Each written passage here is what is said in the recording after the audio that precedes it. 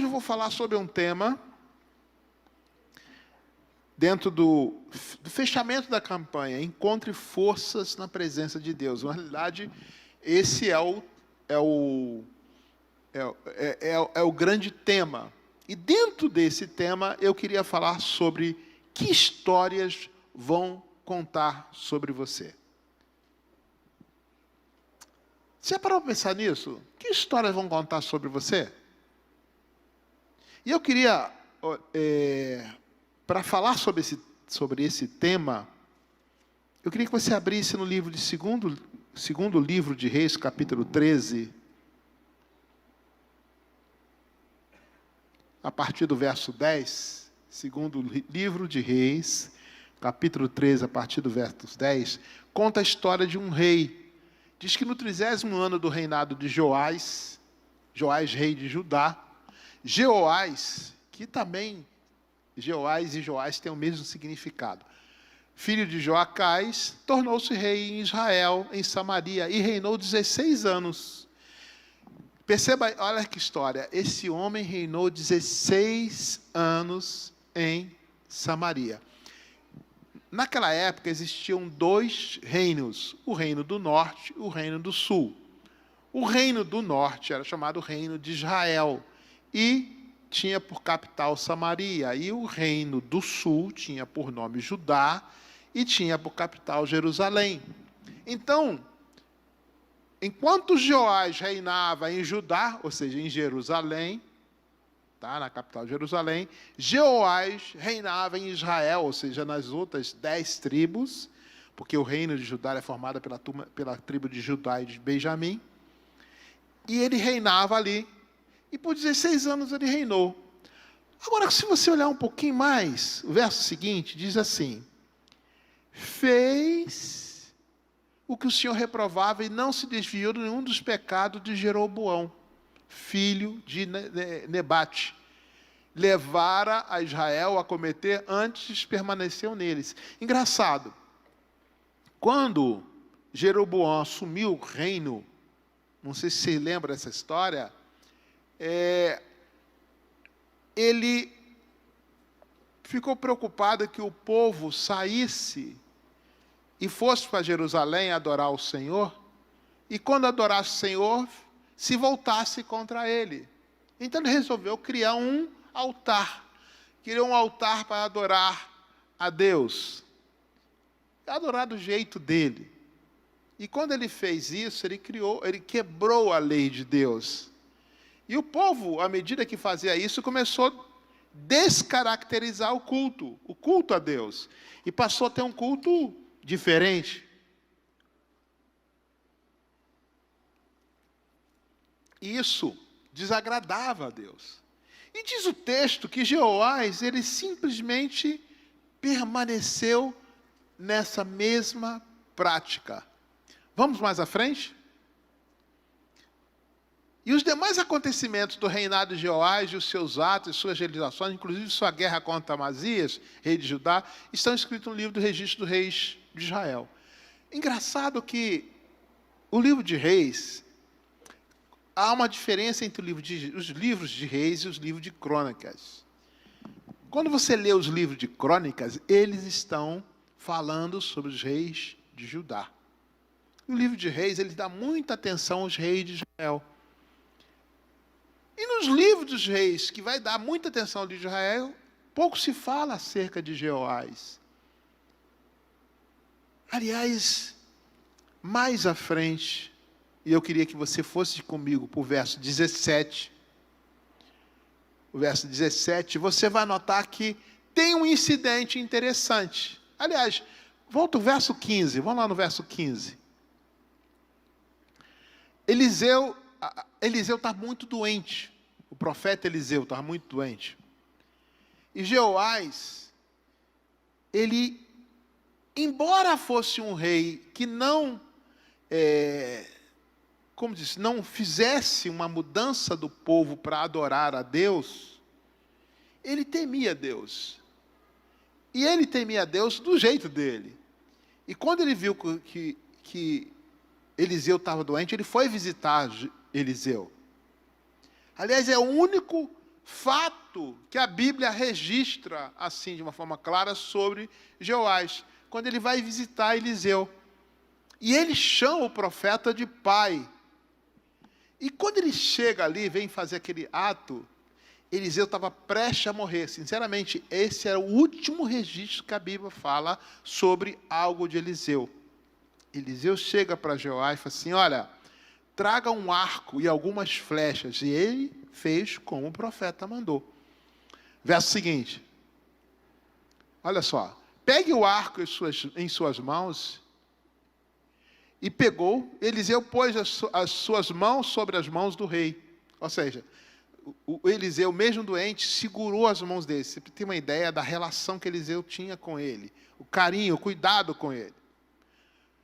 E disse, abra a janela que dá para o leste e atire. E o rei fez. Eliseu declarou, esta é a flecha da vitória do Senhor, a flecha da vitória sobre a Síria. Você destruirá totalmente os arameus e em Efeque. Perceba que, nesse momento, ele recebe uma palavra profética de grande vitória. Aí você fala, mas pastor, você não acabou de dizer que ele não fez grandes coisas? Sim, mas esse evento aí é muito importante. E quando termina, vamos ao verso seguinte, olha só. Em seguida, Eliseu mandou o rei pegar as flechas e golpear o chão, dar golpe no chão. E ele golpeou o chão 3 vezes e parou. Preste atenção nessa declaração. Ele golpeou o chão 3 vezes e parou. Verso seguinte. Vamos lá, verso seguinte, verso 19. O homem de Deus, ou seja, o profeta, ficou indignado, irado com ele, disse, você deveria ter golpeado o chão pelo menos 5 ou 6 vezes. Assim iria derrotar a Síria e destruiria completamente. Perceba que, quando o Eliseu falou, essa é a vitória do Senhor, e você vai derrotar completamente. Então, a palavra profética era uma palavra que você iria conquistar completamente. Mas ele, ao invés de entrar dentro da dimensão profética, ele deu 3 golpezinhos na terra. E isso deixou o profeta muito chateado. Você vencerá eles apenas 3 vezes. O próximo, só para a gente fechar. Então Eliseu morreu e foi sepultado. Gente, acabou. Acabou. Eu queria falar para você sobre o que é força espiritual. Você vai notar na vida desse homem que, por mais que você queira falar sobre os erros dele, você vai notar que ele era um homem, primeiro, ele nasceu para ser rei. Vamos olhar sobre isso. Ele nasceu para ser rei, então ele nasceu para reinar. Aliás, o nome dele, não sei se vocês já souberam, o nome dele significava dado pelo Senhor. Ou seja, Deus tinha um propósito com a vida dele. Então ele nasceu para reinar. E ele tinha um profeta. Ele tinha um profeta. Ele tinha uma relação com o profeta de chamá-lo de pai. Então, ele tinha uma relação próxima. Em outras palavras, ele era uma pessoa crente. E tanto cuidado que ele tinha, que ele foi visitar o profeta no leito de morte, e ele se comove com aquela situação. Tanto que o profeta, no final da vida, nos seus últimos suspiros, dá para ele uma palavra profética. E fala assim, Deus tem um propósito para você, e o propósito que Deus tem para você, essa é a palavra de Deus para você, você vai derrotar completamente seus adversários. Gente, quem gostaria de receber uma palavra dessa? Hein? Todos os seus inimigos, todas as coisas que perseguem, que machucam você, serem totalmente destruídas. Quem gostaria de uma palavra dessa? Você sabia que você tem essa palavra para a sua vida? Sabia que a palavra de Deus te garante isso na sua vida? Agora, uma palavra profética precisa de atos proféticos. O que significa um ato profético? É quando você age debaixo dessa palavra profética. Ainda que seja algo simbólico. Por exemplo, nós estamos no meio de uma campanha, você pega seu envelopezinho, mergulha, isso é um ato simbólico. Mas é um ato simbólico debaixo de uma palavra profética. Existe qualidade nesse ato profético. Agora, a qualidade do seu ato profético é a qualidade da força que existe dentro de você, é a sua força espiritual. É a sua fé, é a sua determinação. E quando esse rei chega para fazer o ato profético, ele cumpre o ato profético. Ele não fez o ato profético, gente? Fez.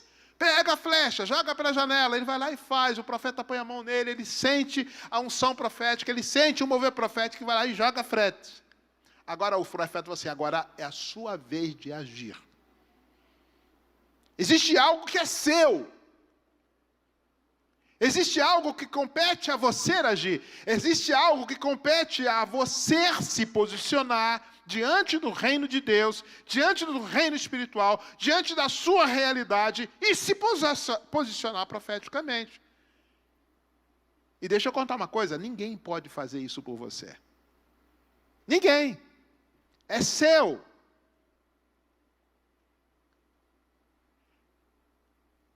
Agora, o problema desse rei é que ele era bege. Você sabe o que é uma pessoa bege? Quem sabe o que é um bege? Bege é amarelo, gente? Hã? É marrom? Não, bege é o quê? Bege. Não é amarelo, não é marrom, está no meio. Não incomoda. Bege não incomoda, gente. Ele era bege, ele era remisso nas suas ações, ele fazia as coisas por fazer. Quando o profeta mandou que ele cravasse a flecha na terra, ele falou assim, eu vou fazer. Mandou fazer, eu vou fazer. Agora ele não fez com coração, ele não fez com alma, ele não fez dentro do mover profético, ele não fez para vencer. E aquele ato era ato para vencer. Não era ato por fazer, era ato para vencer. Era ato que decidia o destino da sua vida. Você que está aqui, você que está em casa, você onde você estiver. É ato que vai definir a sua vida. Eu, às vezes, quando prego, falo muito para a igreja e esqueço de falar para quem está ouvindo a gente. Mas você está no nosso coração. Nós amamos vocês. E essa palavra é para você. Você entrar nessa palavra, onde você estiver, Deus está agindo. Amém? Agora, existem dois caminhos que você pode trilhar acerca da força. Um caminho, eu chamo o caminho da comodidade. Foi o que esse rei fez. Ele foi pelo caminho mais cômodo. O caminho mais cômodo não exige energia. O caminho mais cômodo não exige mudança. Aliás, no caminho mais cômodo basta um jeitinho. Você fez, você cumpriu. Não foi o que ele fez. É para dar flechada na terra, está lá, pum, pum, pum, tá bom. Eu fiz o que o profeta mandou. Eu fiz o que a Bíblia mandou. Eu fiz o que as pessoas mandaram. Eu fiz o que a minha religião mandou. Afinal, teve resultado? Sabe o que as pessoas fazem? Elas desistem. Porque elas não fazem movidos pela fé. Elas não fazem movidos por uma determinação de vencer. O que o profeta pedia naquele momento é que houvesse determinação no coração daquele rei. E é por isso que aquele rei ficou conhecido não como alguém que abriu o seu caminho, mas foi conhecido, como diz o texto, por um homem que andou no caminho do rei Jeroboão. Ele não criou um caminho próprio. caminho, por onde você está andando? Você está deixando suas marcas? Ou você está seguindo a marca dos outros? A minha esposa comigo, a gente está andando na praia de manhã cedo, né? Às vezes a gente fala assim, é mais fácil seguir o pé que o outro pisou, né? A terra já está na praia, né? Na areia da praia. Não, tem que deixar a minha marca. Você tem que deixar a sua marca. Você está deixando a sua marca ou está andando na trilha dos outros? Sabe o que é deixar a sua marca? É você ter a força interior e dizer assim, eu vou cumprir um propósito que Deus tem com a minha vida.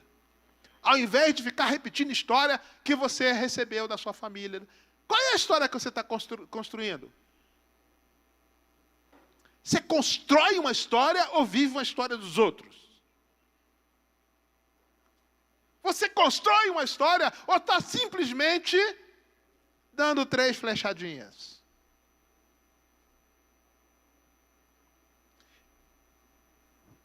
Uma situação interessante. Esse homem nasceu para reinar. Mas ele decidiu viver como os demais. Não ousou ser diferente. Outra coisa interessante. A vida moral dele diz que ele repetiu os pecados dos outros. Porque ele era o 12º rei. O primeiro rei foi Jeroboão. Ele, como sendo o 12º, continuou fazendo o mesmo que os outros fizeram. É tão fácil, né, seguir o que os outros fazem. Mas ele nasceu para ser diferente. O profeta deu para ele uma palavra de vitória, uma palavra para construir uma vitória definitiva sobre os seus inimigos. Ele tinha uma religiosidade passiva.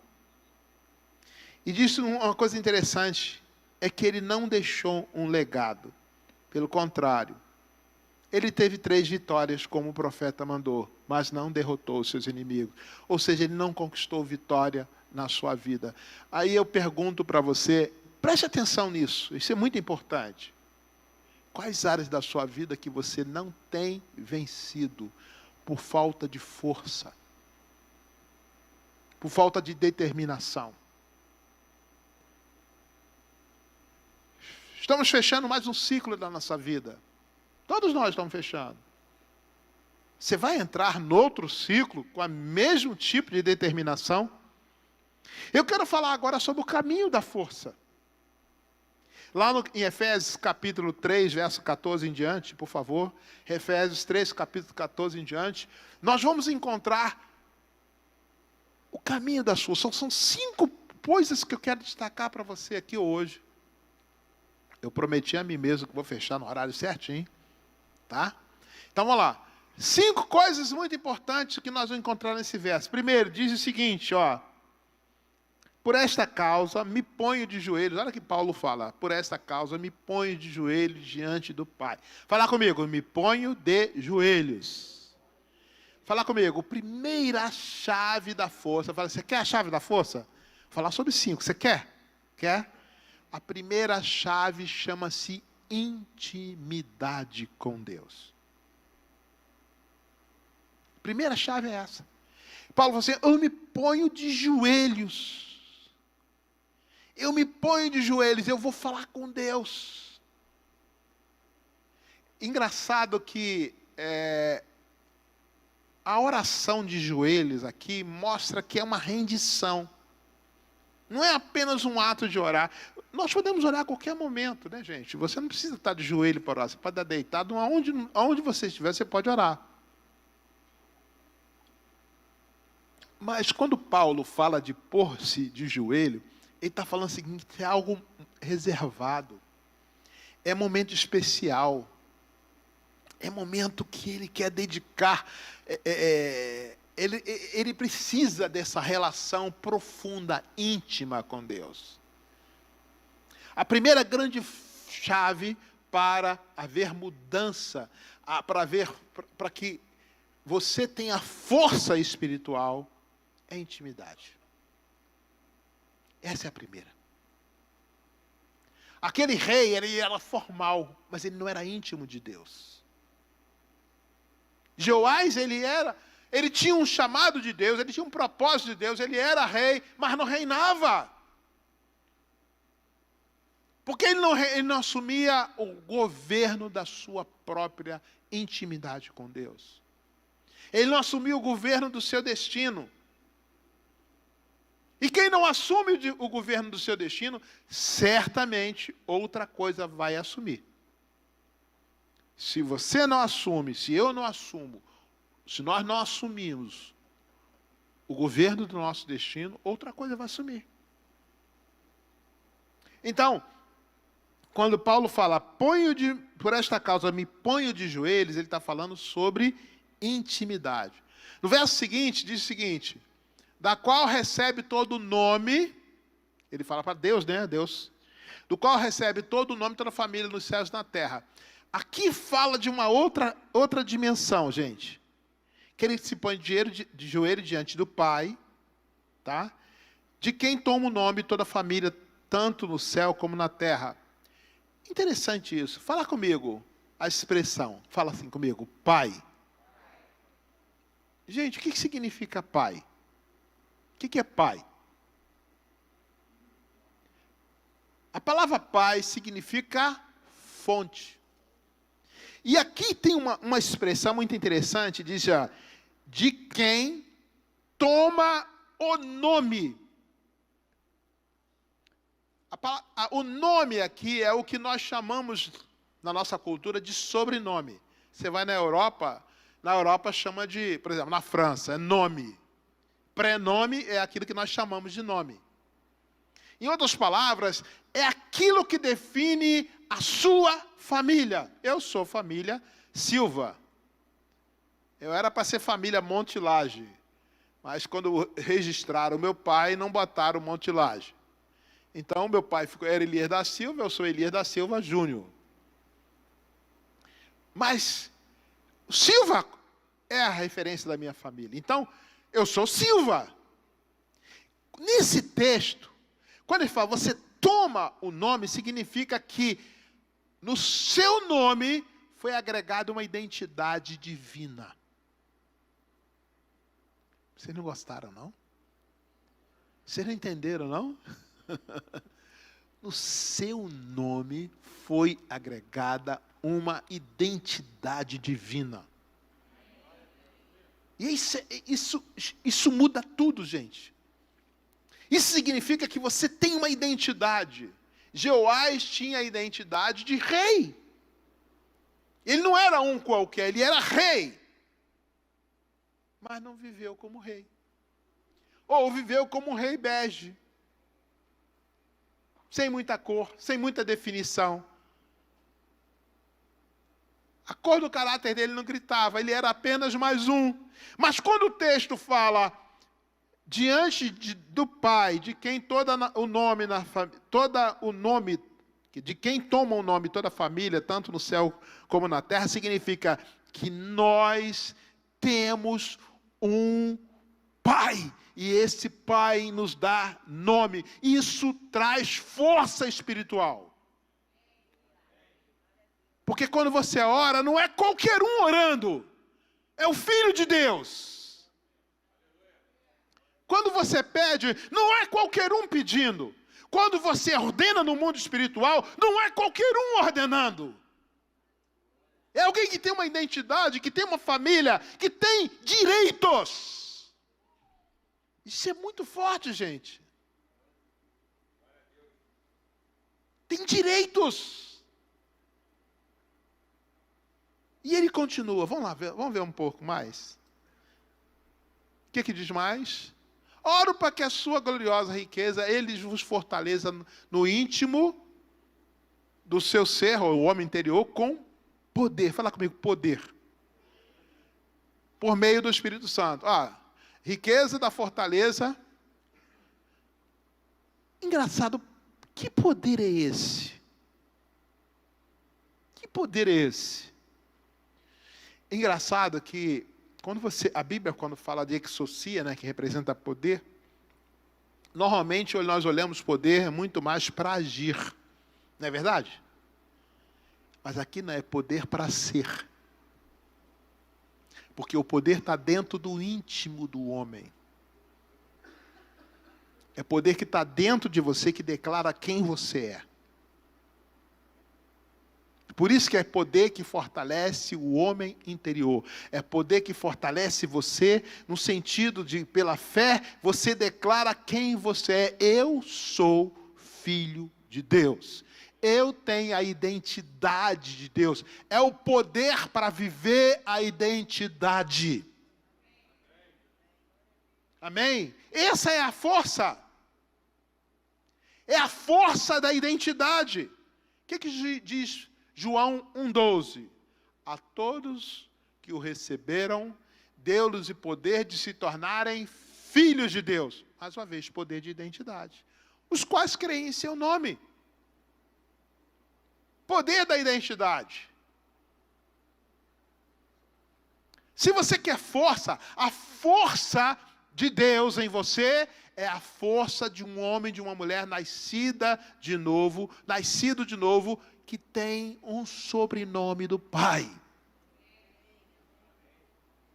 Amém? Isso é muito relevante. E diz, para que habite, verso seguinte, olha lá. Para que Cristo habite no coração de vocês. Olha só, olha que coisa interessante. Fala de quê? Fala comigo. Presença. Gente, Jesus não habita em qualquer lugar. Jesus não habita em qualquer lugar. Se Ele habita no seu coração, é porque você é especial. Talvez você nem tenha muita consciência disso, mas eu quero que você saiba daqui, em nome de Jesus, sai daqui, levanta a cabeça, põe o peito para frente. Eu sei quem eu sou. Isso é força. Isso é força. Você não vai entrar nesse ano com a mesma postura, de cachorro vira-lata. Tá bom? Rabinho entre as pernas. Não, em nome de Jesus, não importa. Não estou falando se você tem dinheiro, se tem dinheiro. Eu não estou falando da sua cor, não estou falando da seu nível cultural, não estou falando de nada. Eu estou dizendo que você é filho de Deus. Você é filho de Deus. Você é filha de Deus. É um poder implantado dentro de você, e Jesus Cristo vem e habita em você, dentro de você, para dizer assim, essa pessoa é importante para mim. Então, a terceira, essa é a terceira, quarta chave, é a presença do Espírito Santo. Vamos para a última? A última chave é essa aqui, ó. Vamos lá, cadê o texto, o verso, cadê? Fugiu. Vamos lá? Estando vós arraigados, alicerçados em amor, né? Vamos lá, próximo. Alicerçado em amor, vocês passam juntamente com todos os santos a compreender a largura, a profundidade e a altura de quê, gente? Vai lá, próximo. E conhecer o amor de Deus. Gente, aqui é que entra uma coisa muito interessante. Agora o poder, além de te dar uma identidade, é te dar uma compreensão. Fala comigo, compreensão. Às vezes tem pessoas que assim, pastor, eu não compreendo bem. Fala assim, por favor, muda esse discurso. Muda esse discurso.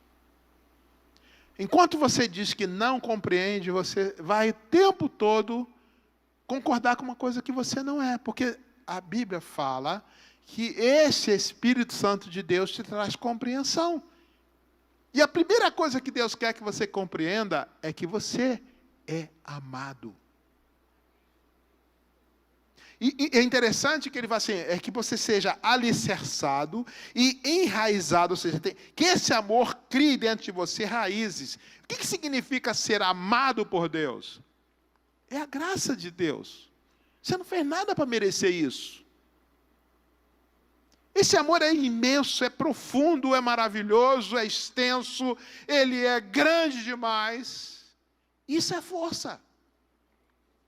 A força espiritual está no amor de Deus. Está no fato de que Deus te ama e que Deus te amou, que Deus nos amou, independente de quem somos. Eu queria que você me dissesse uma coisa. O que você pode fazer para Deus te amar mais? Por favor, pensa, o que você pode fazer para Deus te amar mais? Isso é muito importante você ter essa resposta. O que é que você pode fazer para Deus te amar mais? E a outra pergunta, o que você, se você fizer, Deus vai te amar menos? O que você fizer, Deus vai te amar menos? Deixa eu dizer uma coisa para você. As duas perguntas, só existe uma única resposta. É nada. Se o amor de Deus é incondicional, e é o que a Bíblia declara que ele é, significa que você não vai fazer nada para que Deus te ame mais, e não existe o que você possa fazer para Deus te amar menos. A decisão é sua de compreender e viver esse amor. É aí que está a força. Porque não depende de você. O amor é de Deus, não é seu, não é humano. Por isso é amor ágape, é amor verdadeiro, é amor que te sustenta, é amor que te levanta, é amor que é fonte o tempo todo. Isso é força.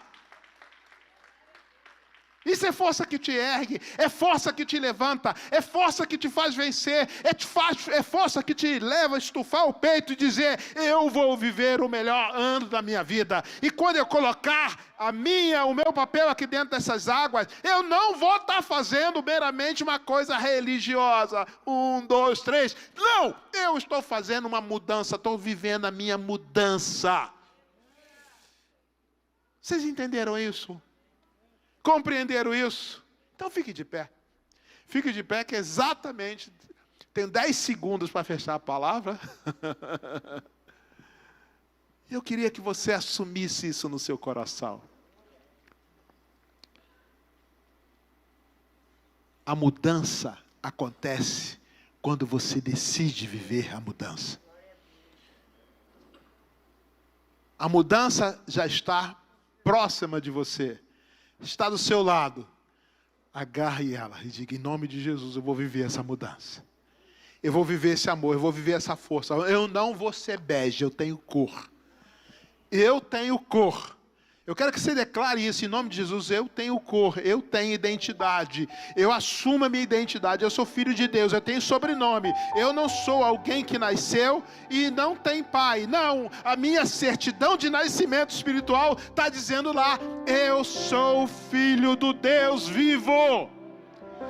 Eu tenho pai, eu não sou um indigente. Aleluias. Eu tenho uma identidade definida pelo amor de Deus. Deus me ama.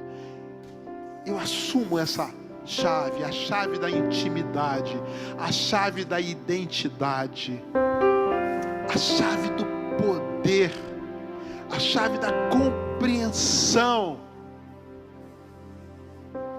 a chave do amor, da compreensão do amor de Deus, a chave que me leva a viver uma vida diferenciada. A chave da presença do Espírito Santo, da pessoa de Jesus dentro do seu coração. Ele é a força que está dentro de você. É Ele que levanta você, não importa onde você esteja. Você pode estar aqui, estar na sua casa. Esse poder te levanta. Esse poder te ergue. Eu quero que você levante agora o seu envelope. Levante o seu envelope. Levanta aquilo que você tem colocado, que é o motivo da sua campanha. Oh, aleluias. No mundo espiritual, você vai dar. Hoje é o último dia, né? E nesse último dia, você vai viver algo excepcional. Tem muita gente que quando fez a campanha, fez por fazer. Não, você está aqui porque você está fazendo ela séria. De forma séria, de forma vitoriosa, de forma erguida. E em nome de Jesus, hoje você vai pegar esse teu papel e vai dizer em nome de Jesus, eu entro, eu faço esse ato profético, eu ajo profeticamente, porque tem força de Deus na minha vida. Eu sou um homem, eu sou uma mulher, pode falar assim, eu sou uma pessoa que tem intimidade, que tem identidade, que tem poder, que tem presença e que compreende o amor, a graça de Deus na minha vida. Com essa compreensão você vai entrar, você vai fazer um mergulho, e nesse mergulho que você fizer, você vai crer. Você não vai fazer como fez outras vezes, você vai fazer crendo e recebendo, porque o Espírito de Deus está aqui em você, a autoridade de Deus está em você. Eu queria que você já comece a se organizar aqui na frente para começar a fazer esse ato profético. Mas antes de você fazer o ato profético, eu quero que você levante agora, em nome de Jesus. Levante seu menor. Pai, nós apresentamos a Ti os nossos milagres. Nós não estamos te apresentando problemas, porque nós cremos na solução, nós cremos na providência, nós cremos no Deus da graça, nós cremos no Deus que nos deu um sobrenome, que nos deu uma identidade, que nos deu força, nos deu a unção de força. E hoje, em nome de Jesus, Pai, no momento que tivermos agindo profeticamente, nós pedimos agora que os céus se movam e que a glória de Deus invada vidas, quebre correntes, quebre a força da enfermidade, quebre o espírito de fracasso, quebre o poder da depressão, da angústia, da mentira, do inferno.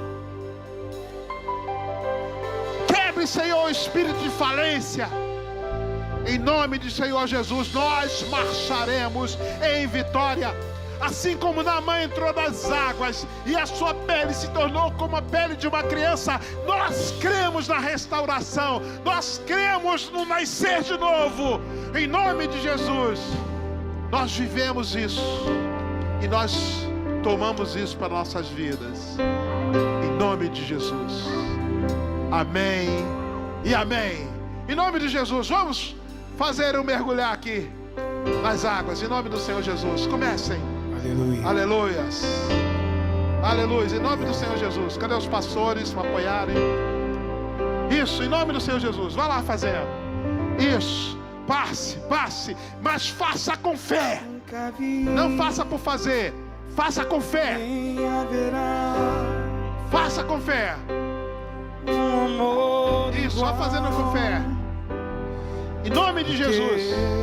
Vai recebendo, em nome do Senhor Jesus.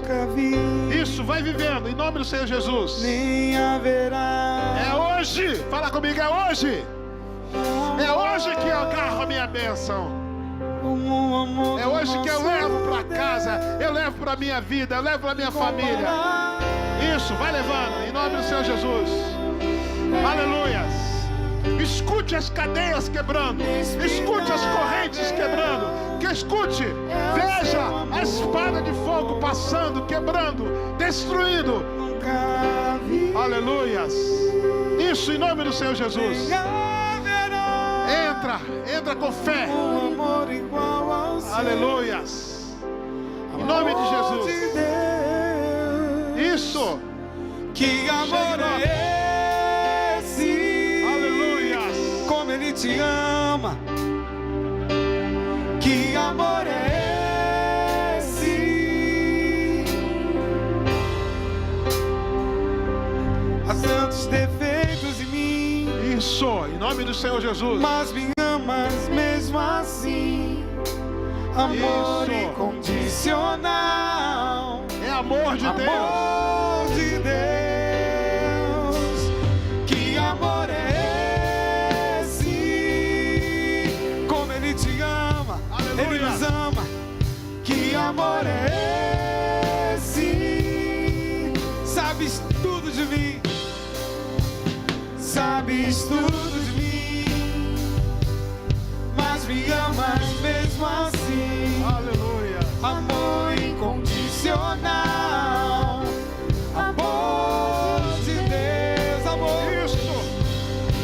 Amor que não guarda rancor, que perdoa o pecador.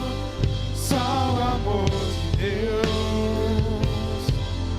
Amor que eu desconheço, nunca vi igual. Amor eu desconheço, que pagou alto preço por nos amar. Incomparável, incomparável, é inexplicável, inexplicável é o seu amor. Nunca vi,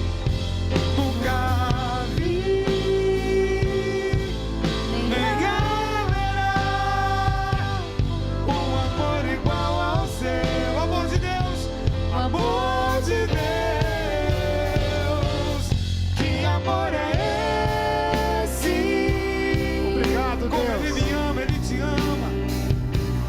Que amor é esse? Há tantos defeitos em mim, mas me amas mesmo assim. Amor incondicional, amor de Deus. Levante suas mãos.